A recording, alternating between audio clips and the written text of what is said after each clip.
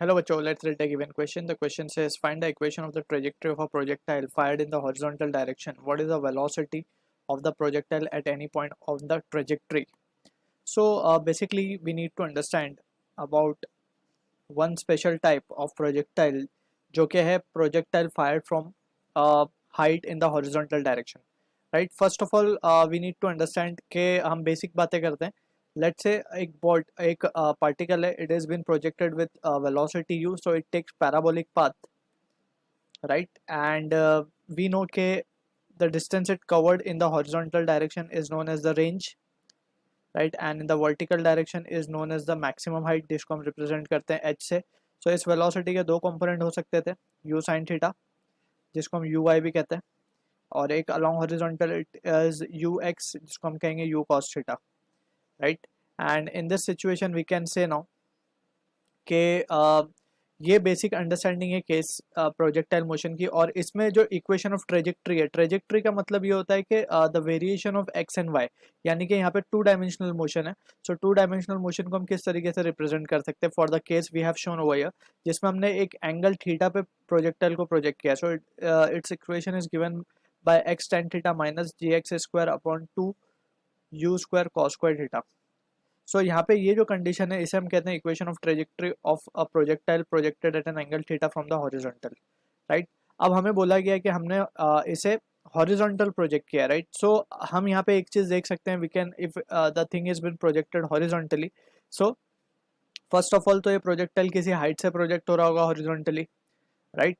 So in that scenario we can say जो theta angle है, theta will be becoming zero, right? और अगर theta zero हो गया तो जो रिजल्ट हमें मिलेगा वो मिलेगा y equals to minus g x square upon two u square.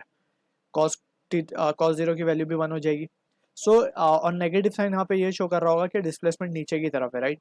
So from this equation itself we can give the answer, but let's try to prove this equation with the help of kinematic equations. So also we need to understand कि हम जब भी two dimensional motion के चीज़ें होंगी, जैसे यहाँ पे हम देख सकते हैं along horizontal भी मोशन हो रहा है, along vertical भी मोशन हो रहा है. So this is the case of a two dimensional motion. So x और y में हम इसे डील करेंगे separately. So x की अगर हम बात करें, so जो इनिशियल स्पीड हम कह सकते हैं along x it is u cos theta, along y it will be u sin theta. और हम देख सकते हैं कि हर पॉइंट पे जैसे जैसे पार्टिकल ऊपर जाएगा इसकी जो वर्टिकल स्पीड है वो क्या होती जाएगी, कम होती जाएगी, राइट? ये कम होती जाएगी, लेकिन हॉरिजॉन्टल डायरेक्शन की जो स्पीड है वो रिमेन्स द सेम, यानी कि ux है तो ये भी ux रहेगी, राइट? एंड फाइनली एट जब पॉइंट वो टॉप पे पहुंच जाएगा, let's say this is our point A, this is our point B, so point B पे क्या होगा, uy will become zero and ux will still remain constant, right? So this is how we can differentiate this form. और similarly हम यहाँ पे क्या लिख सकते हैं, acceleration along x will be zero, acceleration along y will be due to acceleration due to gravity in the downward direction. So हम यहाँ पे minus g लिख रहे हैं. अब यहाँ पे अगर हम बात करें, these are few important things that we need to remember regarding the projectile motion inclined at an angle theta from the horizontal. अब हम बात करते हैं हमारे actual case की using this all applications.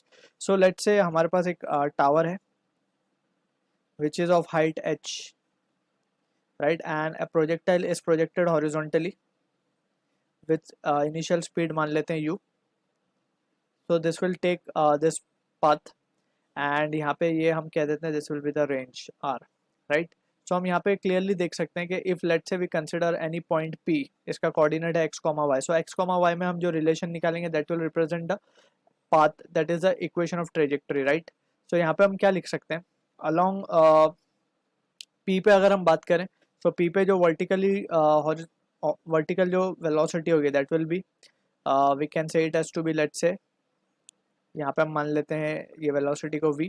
Along horizontal जो वेलोसिटी होगी वो तो अभी भी सेम ही होगी, इसको हम यहाँ लिख देते हैं थोड़ा पी एक्स कॉमा वाई, ठीक है? ये अभी भी u ही होगी, ठीक? सो इन दिस सिचुएशन हम क्या लिख पाएंगे, अगर हम बात करें अलॉन्ग हॉरिजॉन्टल की,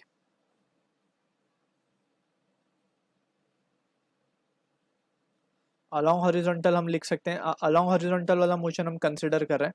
सो यहाँ पे हम क्या लिख पाएंगे, जस्ट r को हम लिख सकते हैं u इंटू, रेंज को हम लिख सकते हैं u इंटू टी, यानी कि यहाँ से यहाँ तक आने में कितना टाइम लगा उसको बेसिकली ये पॉइंट पे रीच करने में ऊपर से यहाँ तक.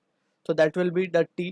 सो from here we can say u की जो वैल्यू आ जाएगी हम पॉइंट P को कंसिडर कर रहे हैं, सो यहाँ पे u की वैल्यू क्या हो जाएगी x, सो हम यहाँ पे इंस्टेड r हम लिखेंगे x, सो x की वैल्यू ये है, तो यहाँ से t की वैल्यू हो जाएगी x बाय u, इसको हम कह देते हैं इक्वेशन नंबर 1, ठीक है ना। अब यहीं पे we can say along vertical की अगर हम बात करें, अब अलोंग वर्टिकल,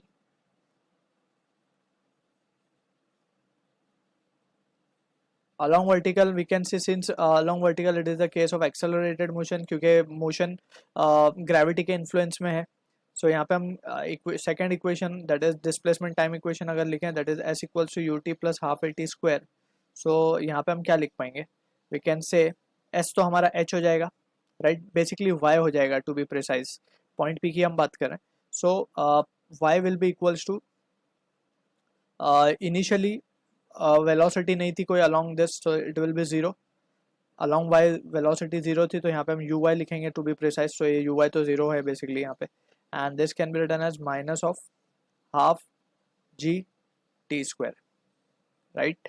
और ये भी नेगेटिव में आएगा क्योंकि हम देख सकते हैं displacement is in the downward direction, y हमने डाउनवर्ड डायरेक्शन में लिया है डिस्प्लेसमेंट, सो ये भी नेगेटिव, सो यहाँ से हम कह सकेंगे Y will be equals to half G T square. From equation 1 अगर हम टी की वैल्यू सब्सटीट्यूट कर दें, so we can say therefore y will be equals to half of g x square upon u square। so ये जो equation मिली है इसे हम कहते हैं equation of trajectory of a projectile fired in the horizontal direction. हम यहाँ से भी इसे चेक कर सकते हैं कि ये भी यही रिजल्ट हमें दे रहा था, बट y भी नेगेटिव होता है, यहाँ पे ये भी negative, so negative negative cancel हो गया, सेम रिजल्ट हमें मिलता। So anyways but we have derived it over here completely.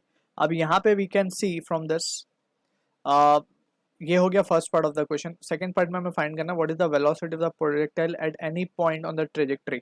So first of all तो यहाँ पे हम ये भी देख सकते हैं कि it is something which is y equals to K x square का form, which is a parabolic form, right. और ये पैराबोलिक फॉर्म है, तो ये इक्वेशन जो पाथ ये फॉलो कर रहा है that is also parabolic, so this implies this.